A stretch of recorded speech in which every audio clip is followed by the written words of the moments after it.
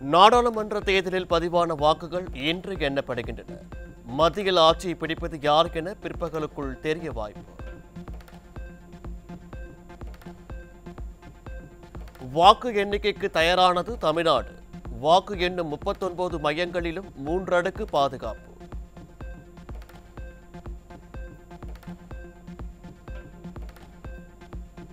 சென்னையில் 3 இடங்களில் வாக்குகள் எண்ணப்படுகின்றன. வாக்கு எண்ணும் மையங்களை சுற்றி பலத்த பாதுகாப்பு.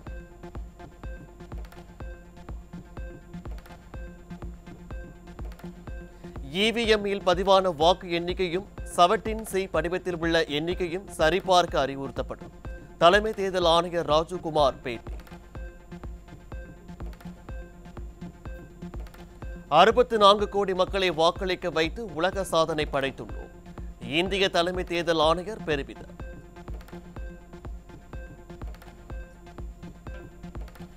உலகில் எந்த நாட்டிலும் இல்லாத வகையில் 31 கோடி பெண்கள் வாக்களித்துள்ளனர். வாக்களித்த அனைவருக்கும் நன்றி தெரிவித்த தேர்தல் ஆணையர்கள். We must celebrate and we want to give them a standing ovation to all our voters by this. I would ask all of you to join and end. These are all our voters. So we thank you all. We salute all our voters, all our women voters who have really come and voted in this election, including all of you. தபால் வாக்குகள் காலை 8 மணிக்கு எண்ணப்படும். 8:30 மணிக்கு வாக்குப்பதிவு இயந்திரங்களில் பதிவான வாக்குகள் எண்ணப்படும் என தலைமை தேர்தல் அதிகாரி சத்யபிரதா சாஹூ தகவல்.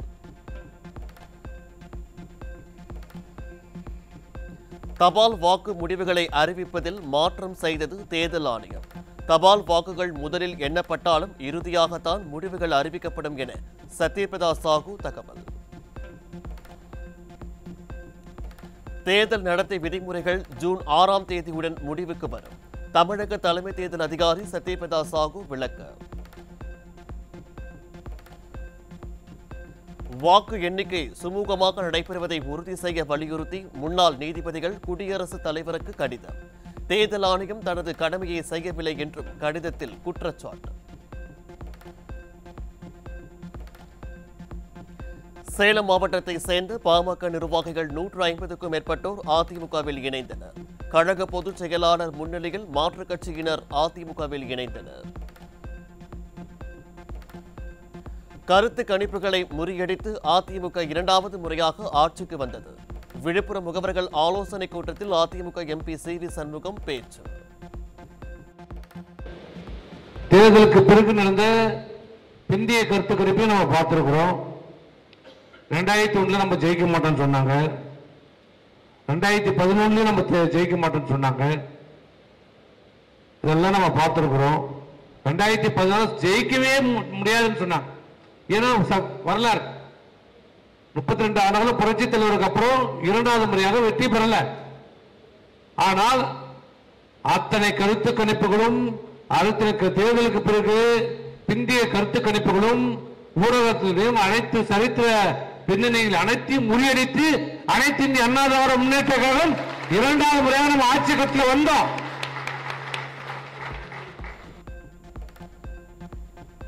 அதிமுக வெற்றியை யாராலும் எந்த கொம்பனாலும் தடுக்க முடியாது. AIADMK MP CV. சண்முகம் உறுதி. பற்றி ஆரம்பத்திலிருந்து கடைசி ரவுண்ட் எண்ணி முடிவுகளை பற்றி உங்களுக்கு கவலை இல்லை. அதை பத்தி விட்டுங்க. இனிமேட்டு போய் ஓட்டு போட்டு மாற போறதில்ல. எதுவும் மாற போறல. நாம் வெற்றி பெறுவோம் என்றால் அது யாராலும் எந்த கொம்பானாலும் தடுக்க முடியாது. ஆகவே முடிவுகளை பற்றி யாரும் தயவு செய்து கவலைப்படாதீங்க. வாக்கு எண்ணிக்கையில் ஆளுங்கட்சியினர் தில்லுமுள்ளு முறைகேடு செய்ய முயன்றால் போராட்டங்கள் நடத்துவோம். எதிர்க்கட்சி துணைத் தலைவர் ஆர்.பி. உதயகுமார் எச்சரிக்கை. இந்த கருத்து கணிப்பு என்கின்ற பெயரில் கருத்து திணிப்புகளை வெளியிட்டு இதன் மூலமாக ஏதேனும் தில்லுமுள்ளுகளை அரங்கேற்றுவதற்கு ஆளுநர் கட்சியோ முயற்சிகளை மேற்கொள்வார்களா என்கின்ற ஒரு நிலைமை ஏற்பட்டிருக்கிறது. அதையெல்லாம் நாம் கூர்ந்து கண்காணிக்க வேண்டியிருக்கிறது. அதனால்தான் எங்களுடைய வாக்கு எண்ணுகிற முகவர்கள் ஒரு இராணுவ வீரர்களைப் போல அவர்களுக்கு பயிற்சி கொடுத்து நாங்கள் அனுப்பியிருக்கிறோம். அதிமுகவின் வாக்கு வங்கியை யாராலும் மாற்ற முடியாது. எதிர்க்கட்சி துணைத் தலைவர் RB உதயகுமார் திட்டவட்டம்.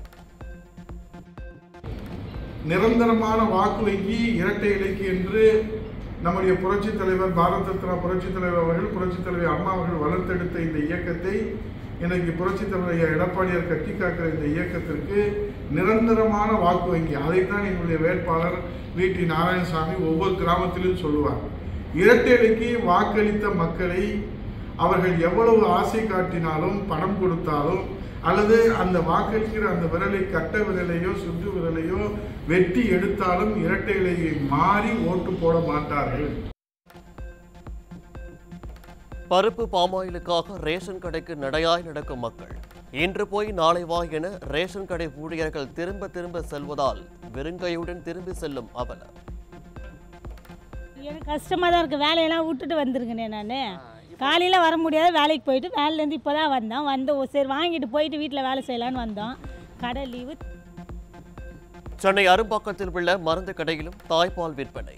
தாய்ப்பாலை பாக்கெட்டில் அடைத்து பவுடராக விற்பனை செய்தது கண்டுபிடிப்பு.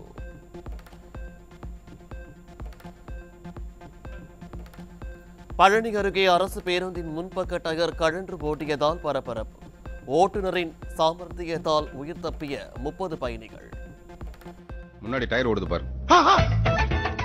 ஆமா, டயர் பிச்சிட்டு போகுது. ஐயோ, அது ஏன் டயர்ல இருக்க டயர் பிச்சிட்டு போகுதுயா. வண்டின்னு பாட்டு போல. கொஞ்சம் பொறுமையா இருயா. எப்படியா பொறுமையா இருக்க முடியும்? இப்ப பொறுமையா இருக்க முடியுமா? தகர டப்பா பேருந்துகளை இயக்கி பயணிகள் உயிரோடு விளையாடும் விடியா திமுக அரசு. எந்த நேரத்தில் என்ன நடக்குமோ என்ற அச்சத்தில் உயிரை கையில் பிடித்துக் கொண்டு அரசு பேருந்தில் பயணிக்கும் அவல. சிவகங்கையில் மின்சாரம் தாக்கி 8 வயது சிறுமி உயிரிழப்பு. விடியா அரசின் மின்சார வாரியத்தை கண்டித்து உறவினர்கள் மறியல் போராட்டம். திருவண்ணாமலை மாவட்டம் போளூரில் திமுக கொடிக்கம்பம் நடும்போது மின்சாரம் தாக்கி விபத்து. திமுக கொடிக்கம்பத்தில் மின்சாரம் பாய்ந்து ஒருவர் உயிரிழப்பு, 5 பேர் படுகாயம். சென்னையை அடுத்த குன்றத்தூரில் 1.5 கிலோ கஞ்சா பொட்டலங்களுடன் சுற்றித் திரிந்த 4 இளைஞர்கள் கைது. விடியா திமுக ஆட்சியில் கஞ்சா சர்வசாதாரணமாக புழங்குவது மீண்டும் நிரூபணம். திருப்பூர் அருகே 3 கிலோ கஞ்சாவுடன் வடமாநில நபர் கைது. ஒடிசாவில் இருந்து கஞ்சா கடத்தி வந்து விற்றது அம்பல.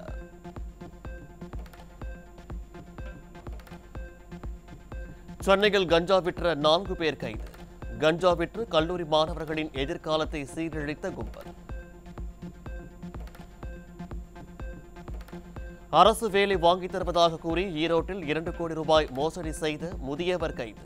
விடியா அரசின் திறனற்ற ஏவல் துறை செயல்பாடுகளால் மோசடி குற்றங்கள் அதிகரித்து உள்ளதாக மக்கள் குற்றச்சாட்டு.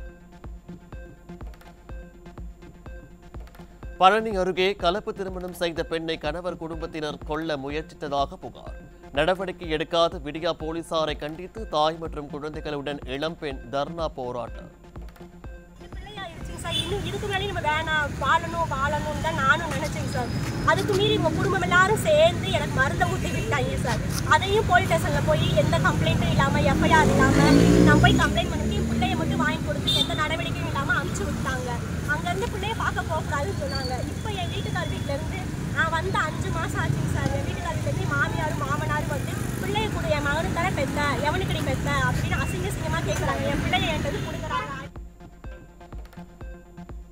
சான்றிதழ் வாங்க பள்ளிக்கு வந்த மாணவர்களை புத்தக மூட்டைகளை சுமக்க வைத்த தலைமை ஆசிரியர். விடியா திமுக ஆட்சியில் அரசு பள்ளிகளில் மாணவர்களை வேலை வாங்கும் சம்பவங்கள் அதிகரித்து உள்ளதாக பெற்றோர் குற்றச்சாட்டு. உனக்கு இங்க இடம் கிடையாது, நீ எங்கெல்லாம் போ, MLA கிட்ட போ சார். சார் MLA கவுன்சிலர் ஏன் சார் இருக்கிறீங்க? உனக்கு இங்க இடம் கிடையாது. நான் என்ன சார், நான் பசங்க லோன் மேனா இல்லை உங்க சீட்டை கேன்சல் பண்ணு சார். பசங்க லோன் மேன் வேலைக்கு கூட்டு போனது யார் சார்? நான் கூப்பிடல சார். பசங்களை லோன் மேன் வேலைக்கு கூட்டு போனது யார் சார்? சொல்லுங்க சார். நீ போங்க. யார் உங்க பையன்? அவன் நீ அவன்ல வரலங்கணும். சேலத்தில் நேற்றிரவு கொட்டி தீர்த்த கனமழை. குளம் போல் புதிய பேருந்து நிலையம் மாறியதால் பயணிகள் கடும் அவதி.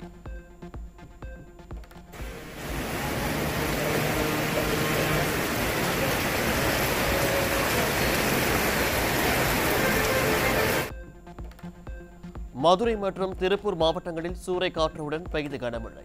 அறுவடைக்கு தயாராக இருந்த நெற்பயிர்கள், வாழை மரங்கள் சேதமடைந்ததால் விவசாயிகள் கவலை. காவிரி மேலாண்மை ஆணையம் உத்தரவிட்டும் கர்நாடகாவிடமிருந்து காவிரி நீரை பெற்றிட விடிய அரசு நடவடிக்கை எடுக்கவில்லை என குற்றச்சாட்டு. குறுவை சாகுபடி முற்றிலும் பாதிக்கும் என டெல்டா விவசாயிகள் அச்சம். நீங்க உடனே கேட்டு அந்தந்த மாசத்துக்கு ஒரு தண்ணியை ஒரு டிஎம்சி அரை டிஎம்சி குறைச்சு கொடுத்தாலும் போர்டு என்ன சொல்றதோ அந்த தண்ணியை அழுத்தம் கொடுத்து வர்றதுக்கு நடவடிக்கை எடுக்கணும். இல்லைன்னா இதனால பல லட்சம் விவசாயிகள், பல ஆயிரக்கணக்கான தொழிலாளர்கள் பாதிப்பாங்க, பொருளாதாரம் பாதிக்கும், அரிசி தட்டுப்பாடு வரும். இதெல்லாம் உத்தேசித்து உடனடியா தண்ணியை கேட்டு பெற்று விவசாயிகளுக்கு தண்ணி தருமாறு பொதுமக்கள் சார்பாகவும் விவசாய சார்பாகவும் கேட்டுக்க. யானைகள் வழித்தட வரைவு அறிக்கையை விடியா திமுக அரசு திரும்பப் பெற வலியுறுத்தல். செல்போன் டவர் மீது ஏறி போராட்டம் நடத்திய இளைஞரால் பரபரப்பு.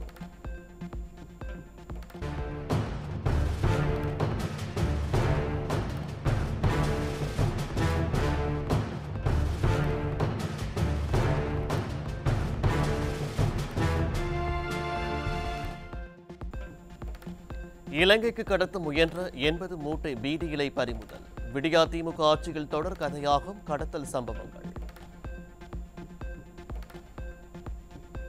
ரேஷன் கடை பணியாளர்கள் உள்ளீர்ப்பு போராட்டம். ரேஷன் பொருட்களை எடை குறையாமலும் தரமானதாகவும் வழங்க விடியா திமுக அரசுக்கு வலியுறுத்தல். கடலூரில் மாயமான பள்ளி ஆசிரியர் சாக்கு மூட்டையில் சடலமாக கண்டெடுப்பு. உறவுக்கார பெண்ணுக்கு தொடர்ந்து தொல்லை கொடுத்ததால் கொலை செய்த இளைஞர்.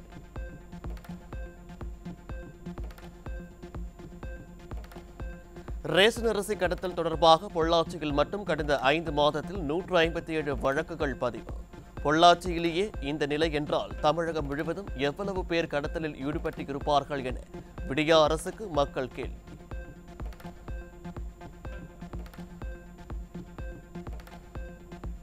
தமிழகத்தில் உள்ள 36 சுங்க சாவடிகளில் சுங்க கட்டணம் உயர்வு.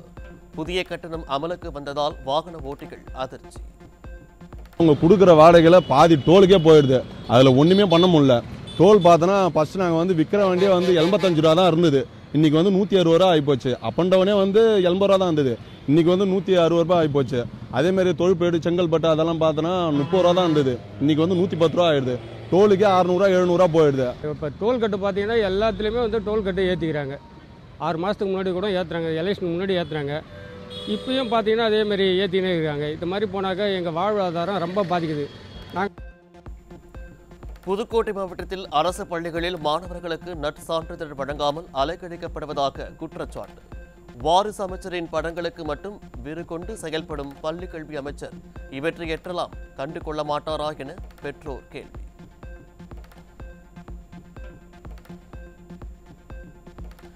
படிக்கும் பள்ளிகளிலேயே மாணவர்களுக்கு வங்கிக் கணக்கு தொடங்கும் திட்டம். தலைமை ஆசிரியர்கள் தலையில் கூடுதல் பணி சுமையை ஏற்றிய கல்வித்துறை.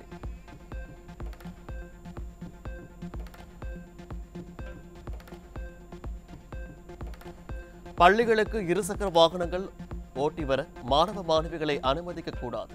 பள்ளி கல்வித்துறை அதிகாரிகளுக்கு